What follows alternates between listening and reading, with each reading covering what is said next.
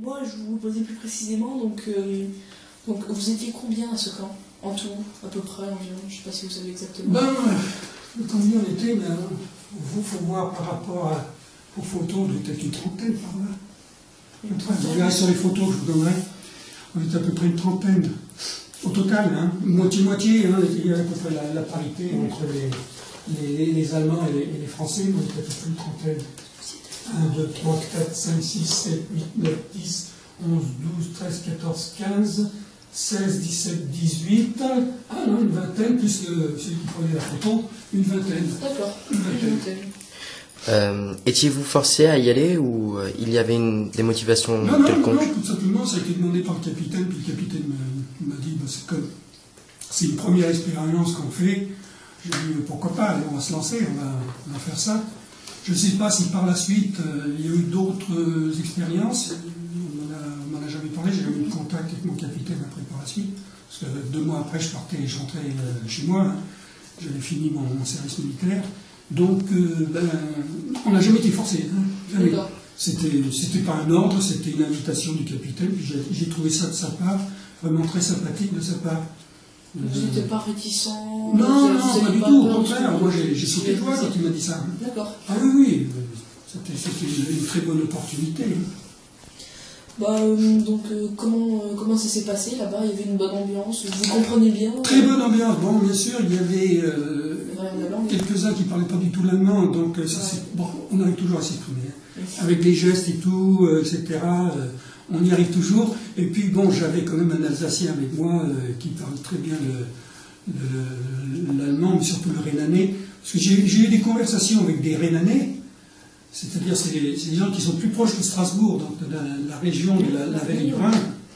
Impossible à comprendre. Impossible. Ah non, ils avaient un jargon, c'est presque un patois. Hein. Donc, autant je m'exprimais bien avec le lieutenant Goerholz, on arrivait bien à se comprendre parce que lui parlait très lentement, un allemand, pardon, très très pur. Donc, moi, comme j'avais appris la langue de Goethe, je n'ai pas pris le rhénanais, je ne le connaissais pas du tout. Hein. D'accord. Donc, d'après ce que nous avons compris, vous avez été plutôt bien traité, vous et vos camarades. Oui. Que faisiez-vous de vos journées? Eh ben, des balades, des jeux, des échanges d'idées. On a fait du sport, du foot, bien sûr. Hein, alors, et bien, tous les matins, quand on sortait, on prenait le petit déjeuner. Le petit déjeuner, d'ailleurs, était assez particulier, parce que c'est un petit déjeuner allemand. Hein. Oxoblut, comme on disait, c'était du thé très rouge. Je ne sais pas avec quoi c'était fait. On avait dit que c'était des pétales d'hibiscus ou un truc comme ça. Ils appelaient ça Oxoblut, c'est-à-dire du sang de bœuf. C'était vraiment un thé très très rouge, avec beaucoup de charcuterie. Comme ça, on avait l'estomac bien calé, et on partait faire du sport, du footing et tout, courses dans les bois, beaucoup dans... Des vraies vacances, quoi. Ouais, mais sportif, assez sportif. Il y avait une bonne entente. Très bonne. Il n'y a jamais eu de problème, il n'y a jamais eu de quoi que ce soit, d'un mot de travers, quoi que ce soit. Non, il y a eu vraiment une très très bonne entente. Mais dès le départ, il n'y a pas eu de réticence au départ d'un côté ou de l'autre? Non, pas du tout. Qu'est-ce qui va nous arriver? Même mes soldats qui étaient avec moi, c'était mélangé. Il y avait des Parisiens, il y avait des Lyonnais, il y avait des Ch'tis même.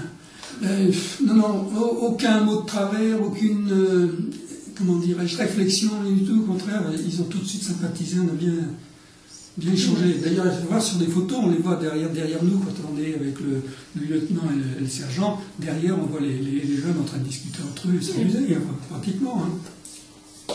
D'accord. Pouvez-vous nous dire combien de temps votre séjour... Ah non. Combien étiez-vous? Merci. Excuse-moi. Que pensez-vous de cette réconciliation franco-allemande? C'était une première expérience, c'est une bonne chose parce que j'ai quand même été pendant... Donc alors j'ai fait 16 mois, j'étais pratiquement 13 à 14 mois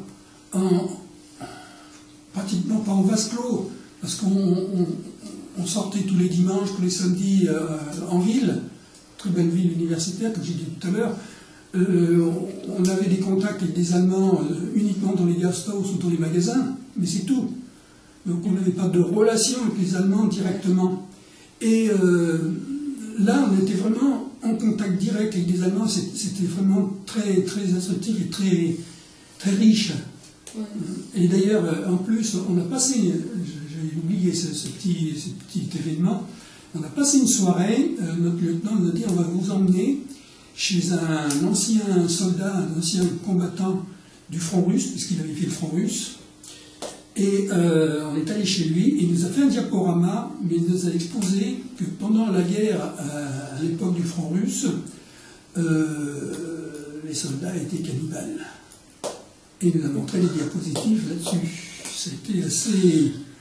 Bon, il nous a tout expliqué, bien sûr, pourquoi c'était ça. Et c'est vrai, ils étaient complètement abandonnés dans une région où il faisait moins 30, moins 40, dans la neige, avec 1 mètre 50 de neige, parfois 2 mètres, et il fallait se planquer, etc. Et ils n'avaient rien, ils n'étaient pas alimentés, rien du tout. Donc parfois ils mangeaient des cadavres. Ils mangeaient des cadavres. Il a montré tout ça. Là, on a passé une bonne soirée, parce qu'après, bière et tout ce qui fait ensuite, et charcuterie, mais c'est vrai que le diaporama était assez remuant, et on en a pris un coup là, finalement. Ouais. Et donc, à votre avis, l'amitié franco-allemande actuellement, il faut continuer comme on est lancé, ou est-ce qu'il faut aller encore plus loin? Ben, je ne sais pas où on en est à l'heure actuelle au niveau interarmes. Parce qu'il y a des, comment dirais-je, des manœuvres qui sont faites conjointement entre l'Allemagne et puis la France. Hein. Mais bon, je ne suis pas dans le secret des dieux, je ne sais plus du tout. Mais je suis pour, hein, de toute façon. Il y a eu conjointement des manœuvres, aussi bien en France qu'en Allemagne. Maintenant, on a quitté l'Allemagne, puisque c'est plus du tout, on n'est plus en régime d'occupation en Allemagne, comme ça se faisait autrefois. Mais bon, c'est une bonne chose, il faudrait continuer. Mais bon, je pense qu'au niveau étudiantin, les étudiants doivent se voir aussi bien en France qu'en Allemagne, on doit se voir dans les universités. Hein. Je pense, hein.